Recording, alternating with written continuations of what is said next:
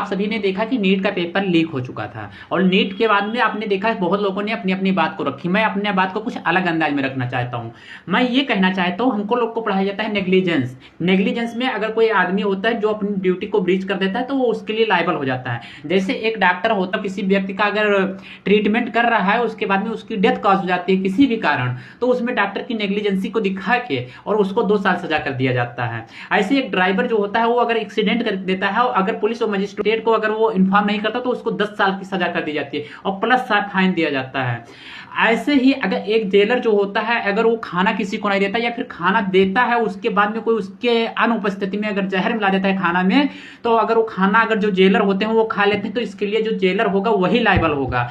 तो आज क्वेश्चन इस बात पर है कि जो ये शिक्षा मंत्री हमारे यहाँ पे बैठे हुए हैं, हर एक प्रकार के पेपर लीक हो जाते हैं और जो यूनिवर्सिटी में डायरेक्टर बैठे हुए हैं ये बैठे बैठे सभी लोग पेपर को लीक करा रहे हैं। तो क्या इन शिक्षा मंत्री को और जो यूनिवर्सिटी के डायरेक्टर होते हैं इनको क्या इसके लिए लायबल नहीं किया जाना चाहिए? एक नीट का पेपर जब लीक होता है तो उसमें एक नहीं हजारों लाखों बच्चे जो होते हैं उसके लिए बाध्य होते हैं। वही कुछ लोग जो होते हैं उससे इंड्यूस होकर और उससे अबेट होकर सीधा सुसाइड कर लेते हैं। और जबकि हमको लोग को पढ़ाया जाता है कि अबेटमेंट टू सुसाइड एक ऑफेंस होता है, उसके लिए भी पनिशमेंट बताया जाता है। पेपर लीक हुआ उसके बाद में उससे उसके अंदर एक कहीं ना कहीं डर हम हुआ, तो उसके बाद में जो वो मतलब अपनी हत्या कर लेता है जो व्यक्ति या खुदकुशी कर लेता है, तो उसके लिए लायबल वो व्यक्ति क्यों होगा, उसकी फैमिली क्यों होगी? लायबल तो इसमें शिक्षा मंत्री को होना चाहिए क्योंकि पेपर उनके बिहाफ पे लीक हुआ है।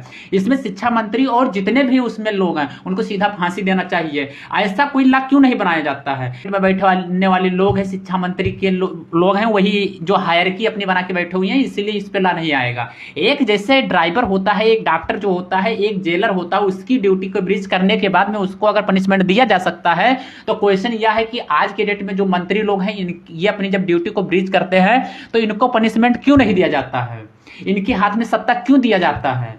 आज नहीं, एक केस नहीं है, ये हर बार होता है। कोई ये क्वेश्चन हर एक स्टूडेंट को पूछना चाहिए क्योंकि ये एक आदमी का नहीं, हर एक स्टूडेंट की लायबिलिटी होती है कि वो अपने बात को रखे, अपने राइट्स को जाने।